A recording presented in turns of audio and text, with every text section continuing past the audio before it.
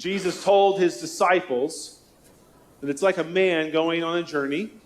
When he leaves home, he puts all of his servants in charge, each servant with work, and commands the doorkeeper to keep watch. This past week, the music streaming service Spotify rolled out their annual Wrapped results. The music streamer tracks the hours listened to, the artists listened to, and the preferred songs of every single user.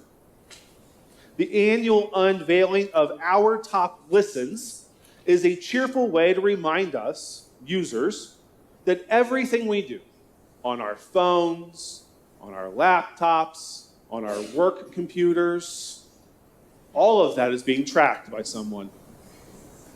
Some of us have suspicions about what our results will be, but still they have to wait. We have to wait for confirmation. Others, like Allison, my wife, and I, we have to wait to see how our children will skew our results. From one set of results to the next, we wait to either confirm our suspicions or to ask, what in the world were our kids listening to this year? Waiting, whether it's during Advent or during Spotify Wrapped Week, is never easy. About a week ago, in the days leading up to Thanksgiving, in one of my all too many, oh shoot, we forgot to get that trips to the grocery store, I watched shopper after shopper maneuver their two full shopping carts from one line to the next in a desperate attempt to avoid waiting behind a fellow shopper with an even fuller shopping cart. "Watch out, coming through!" a man shouted to me as I grabbed Nora by the back of her coat and pulled her back before she was run over by a cart full of frozen turkeys and boxed mashed potatoes and stuffing. "You'll be waiting forever in that line," he said to us as he pushed past us. "I think she's paying with a check, too." "Oh, thanks, I guess," I said, making sure that Nora, who was standing next to me, was okay. And I said, "Good luck thawing those birds out before tomorrow's big meal." "It won't take too long," he said. "I don't mind the wait." On this first Sunday of Advent, we do not begin with a prophecy or angels visiting known characters like Zechariah and Elizabeth or Mary and Joseph.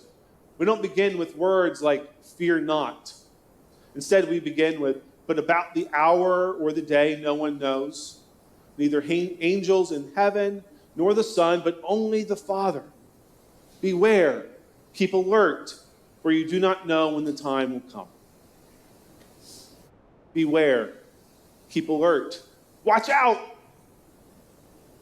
wait. Advent is the beginning of the church year, so Happy New Year. While Advent for the world is about counting down the shopping days until Christmas, for the church, for us, Advent is a time for us to ask, where is God? And Jesus tells us that when we ask that question, that we are to wait. He tells us 3 times over 6 verses. He tells us that no one knows when Jesus will return, and so the only thing that's left for us to do is to wait. What you have to know is that this portion of Mark's gospel was written less than 100 years after Jesus spoke these words. And 100 years is a long time to wait for anything. The earliest Christians, the earliest followers of Jesus, they earnestly believed that Christ was going to return within their lifetime. But one generation's waiting was inherited by the next, and weariness began to set in. And today, 2023 years later, their waiting is our waiting. Waiting in 2023 is no easy task, to be sure.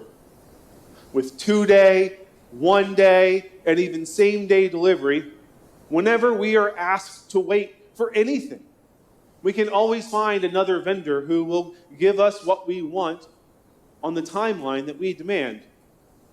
Instead of waiting in line at the grocery store for an extra 5 minutes, some will choose to nearly run over a 5.5-year-old on their way to the shorter line or to speak with the manager. We will giggle when we read about Veruca Salt demanding a chocolate golden egg from one of Willy Wonka's chocolate golden egg-laying geese, and she shouts. We shout, we want it now. But when Jesus tells us that we have to wait for his return, it's enough for us to demand to speak to management. Wars are raging around the world. Environmental catastrophe is just around the corner. Bombs, guns, and drugs are killing children. As poverty around the world continues to increase, it seems that the rich are getting richer and the poor are becoming poorer. We want Jesus back, and we want him back right now. If Jesus was going to come back, we tell ourselves, now would be a great time for him to get a move on. We would settle for 2-day shipping if it meant God would come and set things right today. Each of us can become frustrated in our waiting, and we assume that God is either asleep at the wheel or not paying attention. And we can begin to think that Jesus did not know what he was talking about. Beware, stay alert, watch out, and wait. But Jesus is not telling us that our waiting should be passive. Jesus' parable at the end of our reading is a parable about the meantime, the time in between. The time in between the first advent with the manger and the baby with the golden fleece diapers, and the second advent when Christ promises to return. Jesus tells us that the master has gone away. We're like, yeah, Jesus, we know. It's been about 2,000 years now. But the master did not leave the servants to wait idly.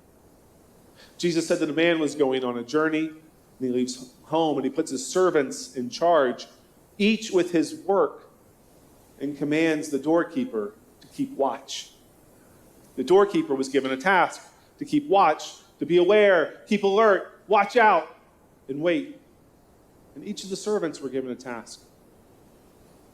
In his book, Heaven and Earth, which we are using as a guide throughout Advent, retired United Methodist bishop, professor at Duke Divinity, and all-around church curmudgeon, Will Willimon writes, between Christ's first advent and second, Christ has done the usual vocational thing, put the servants in charge, giving each one a job to do. We, inadequate servants though we are, having been given a portion of Christ's realm to share with the world, have the time to be faithful. We have the time to wait. Waiting is one of the ways that the Church Universal, spreading beyond denominational lines and geography and even time, remains faithful to Jesus Christ. The work of the church is to show and to tell that Jesus Christ indeed has come and indeed will come again.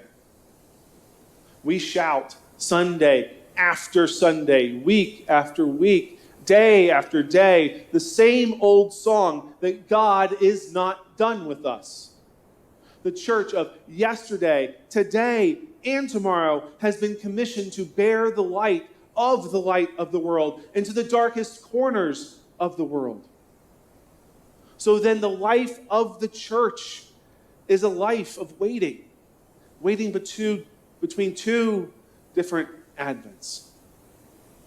We proclaim that John baptized Christ in the Jordan River. We proclaim that through miracles and signs, Jesus Christ pointed to the glory and the grace of God. We proclaim that Christ was indeed killed on the cross, but that death was not able to defeat the grace of God. We proclaim week after week that on the third day, Jesus rose from the grave. Week after week, we sing the same old song that Jesus ascended to the right hand of God, and that he promises to come again in the second advent and that he will judge the living and the dead. As the church waits, as we watch for signs of Christ's presence in the most unlikely of people, and still we look in the most unlikely of places as well. But, and it's a big but, so you know that it doesn't lie, as we wait, there is a place where Jesus will always meet us. Parable about the man going on a journey is not a parable about an absentee master. Jesus sustains those who wait in bread and in wine, and what Reverend Fleming Rutledge describes as refreshment for the next watch. We are the next watch because we are an Advent people, saved by grace, sustained by sacrament, and sent out to declare that Emmanuel, Christ, has come, and that Emmanuel will come again. Amen.